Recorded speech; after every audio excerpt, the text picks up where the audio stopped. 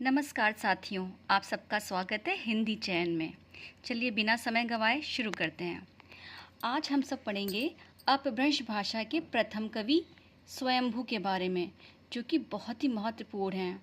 आपने previous year के paper देखे होंगे तो इन पे क्वेश्चंस आते हैं। ठीक है, हम लोग कछुए की तरह धीमे धीमे चलेंगे और हर एक कोने को पकड़ेंगे जहाँ से क्वेश्चन आते हैं, और जीत हमारी पक्की है। स्टार्ट करते हैं।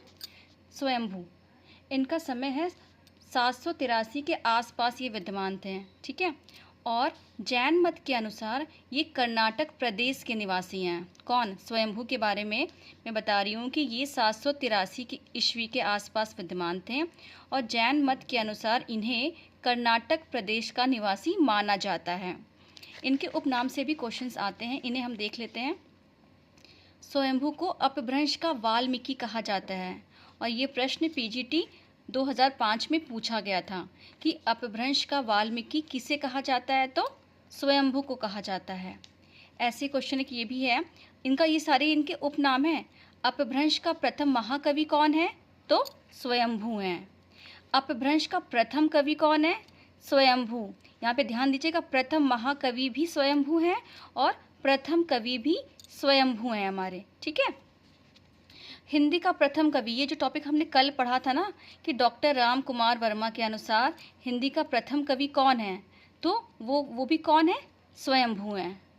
तो ये बात क्लियर हो गई कि स्वयंभू से कौन कौन से क्वेश्चन आ सकते हैं कि अपभ्रंश का वाल्मीकि इनको कहा जाता है, अपभ्रंश का प्रथम महाकवि कहा जाता है, अपभ्रंश का प्रथम कवि कहा जाता है, मतलब प्रथम महाकवि और प्रथम कवि कहा जाता है। और हिंदी के प्रथम कवि हैं किसके अनुसार? डॉक्टर राम कुमार वर्मा ने इनको हिंदी का प्रथम कवि कहा है।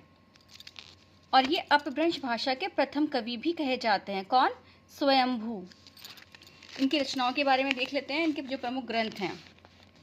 इनकी पहली जो रचना है पौमचर्यु, ये बहुत फेमस है। ये मोस्टली पूछी जाती है कि पौमचर्य के रचयिता कौन है, या फिर इनकी कौन सा ग्रंथ है जिसमें राम का वर्णन है, तो वो कौन है? पौमचर्यु। ये अपूर्ण है, जिसे इनके पुत्र त्रिभुवन ने पूरा किया है। इस तरह से क्वेश्चन आ सकता है कि स्वयंभू की कौन सी रचना है जिसे त्रिभुवन ने पूरा किया है, उनके पुत्र त्रिभुवन ने, तो वो कौन सी होगी? पौमचर्यु। ठीक है, फिर ये रचना का नाम है रिठेड़ीमयी चर्यु। देखिए दोनों में चर्यु चर्यु है, तो थोड़ा सा आप कनेक्ट कर लीजिएगा।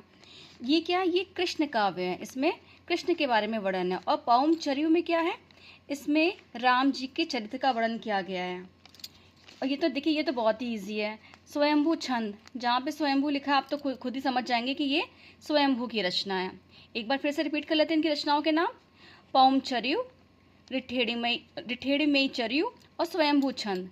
इसमें ये याद रखिएगा कि ये अपूर्ण रचना है, और इसे पूर्ण किसने किया है? त्रिभुवन ने।